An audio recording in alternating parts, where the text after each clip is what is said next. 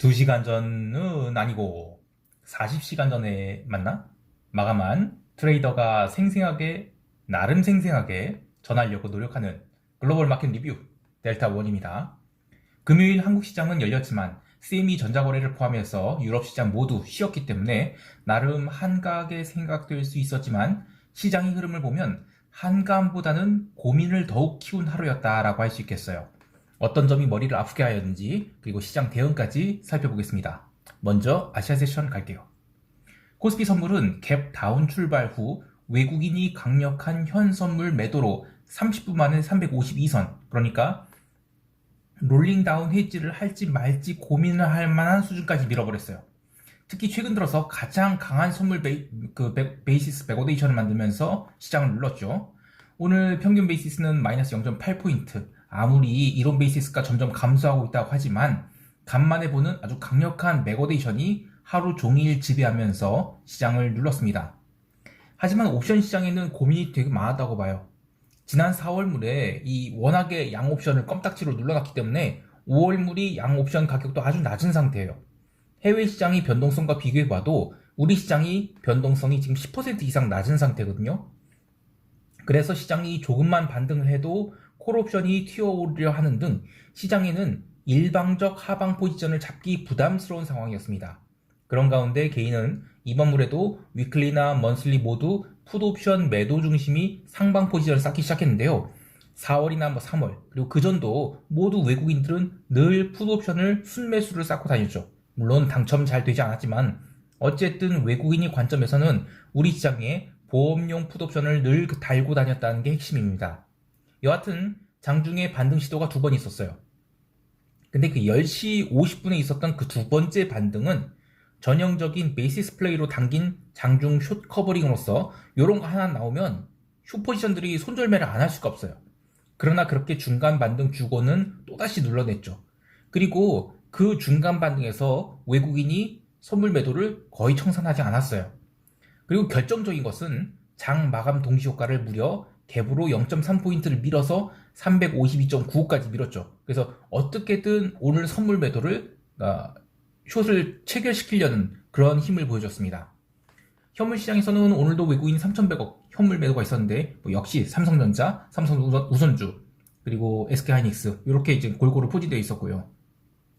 참 징그럽게 매도가 나오는데 지난 옵션 만기 하루 전일에 투신이 선물 4,900억을 강하게 상방 베팅했죠. 근데 시장이 힘을 못 쓰는 거예요. 그래서 어제 오늘에서 선물 매수를 죄다 꺾어버렸죠. 그래서 선물 시장 눌러댔고 거기에 외국인이 신규 선물 매도까지 더해져서 프로그램 차익 매도까지 나왔고 그래서 오늘 현물 시장에서는 기본적으로는 강한 매도 압력이 지배했습니다.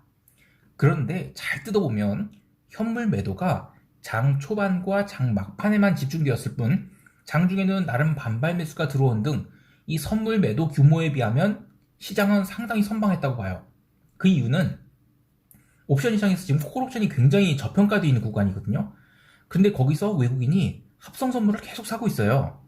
물론 이제 선물 9,160억 매도했죠. 근데 그거에 비하면 합성 선물은 뭐 몇십억도 안 됐는데 뭔 소리냐 하실 수 있겠지만 이 행사가에 따라 달라서 콜옵션은 굉장히 이 명백한 하방 컨빅션이 있지 않은 이상은 외가 콜 매도도 함부로 못 쳐요.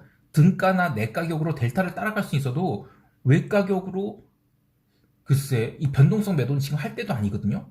그러니까 그 외 가격의 합성 선물을 사면 이 콜옵션은 이 명목 가치 대비 실질 가치가 순식간에 살아날 수 있어요.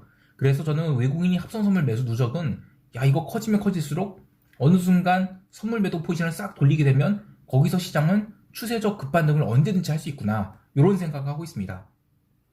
자 그런데 저만 그런 게 아닌 것 같아요. 시장 참여자들이 다 같은 생각을 하고 있어요.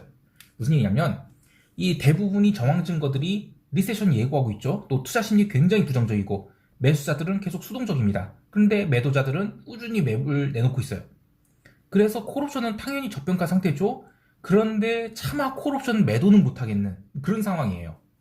그래서 최근 시장, 코스닥 시장이 상대적으로 강세였고, 또 거래소 시장은 주도적인 매수 세력이 없는 상황에서, 외국인들이 꾸준히 반도체 주식 패니까 저점권까지 일단 오긴 했는데, 그러면 어쩔 수 없이 매크로 시황을 볼 수밖에 없습니다.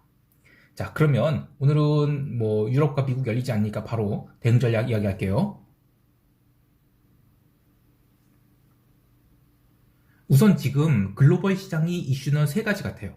첫 번째는 인플레이션이 지속될 것인가, 두 번째는 어닝 가이던스가 망가질 것이냐, 세 번째는 유로존을 포함해서 국가별 금리 차이가 지금 벌어지고 있는데 요게 결국에는 시장 충격으로 이어질 것인가, 이 세 가지 같아요.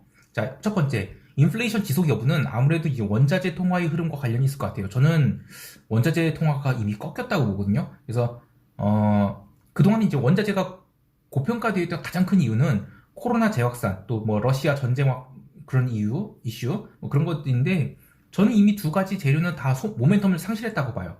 근데 이 재료가 모멘텀을 상실했다고 하면 바로 찾아올 것이 스태그 논란이죠. 근데 이제 스태그 논란은 두 번째 이슈인 어닝 가이던스의 훼손과 관련이 있다고 봐요.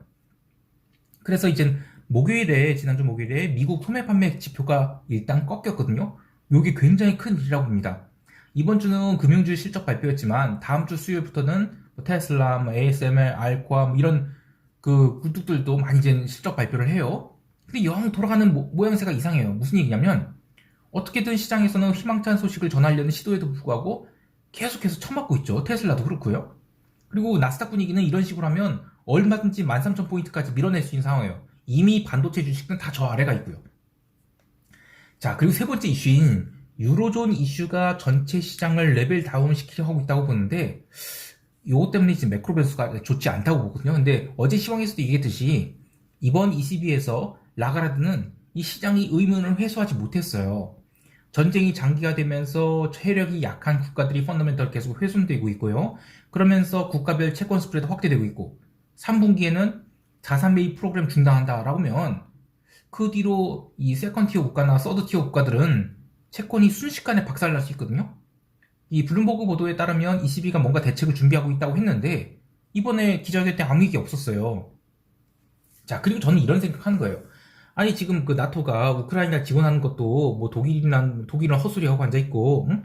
이것도 제대로 합을 못 맞추고 있는데 ECB가 무슨 용가리 통뼈 같은 제조로 이 채권 스프레드 확대를 막겠느냐 이거죠. 자, 여하튼 다음 주 월요일까지 유로존은 휴장이에요.